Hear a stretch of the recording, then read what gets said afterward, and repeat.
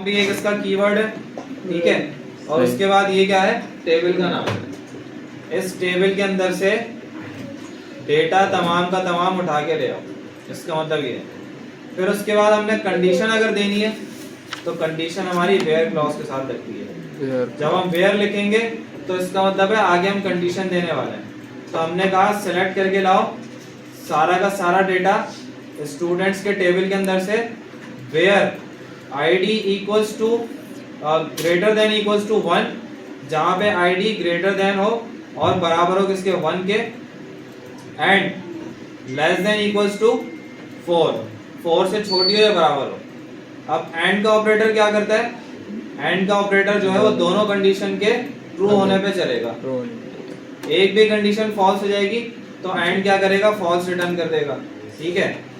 अगर मैं यहाँ पे लिखता हूँ greater than less than equals to हटा दिया और ग्रेटर देन इक्वल्स टू हटा दिया, तो इसका मतलब कौन सा रिकॉर्ड आएगा मेरे पास, अब मेरे पास रिकॉर्ड आएगा 1 नहीं आएगा, 1 से ज्यादा 2 से स्टार्ट होगा और 4 से नीचे मतलब 2 और 3 आएंगे। कंट्रोल एंटर किया 2 और 3 आ गए, ठीक है। तो इसका मतलब है डेटा को इस तरह से फैच करना होता है। अब अगर मैं आपसे कहूं कि मुझे टोटल काउंट देखना है किसका, मुझे देखना है कि मेरे पास इन दोनों का काउंट कितना है, ठीक है। तो उसके लिए मैं यहाँ पे यूज करूंगा, अच्छा एक काम करते हैं, बल्कि काउंट अभी मैं छोड़ देता हूँ क्योंकि वो क्लॉजेस आगे आपके आएंगे तो उसमें मैं उसी में कवर करवाऊंगा। अभी फिर उसके साथ बाकी चीजें भी आपकी लगना शुरू हो जाएंगी तो आप फिर कंफ्यूज हो जाओगे। अभी मैं डायरेक्ट चलता हूँ अपडेट में, ठीक है। अभी आपने सेलेक्ट करवा लिया। अब अगर आपसे कहा जाए कि भाई ये जो एहसान लिखा हुआ है ना, इस डेटा को अपडेट करके एहसान लिखना है, ठीक है। इस वाली आईडी के नाम को अपडेट करके एहसान करना है। तो अब क्या करें, यहाँ पे आके जब भी आपसे कहा जाए कि डेटा को अपडेट करो या एडिट करो या चेंज करो, तो फिर आपके जहन में कौन सी क्वेरी आनी चाहिए, अपडेट, ठीक है।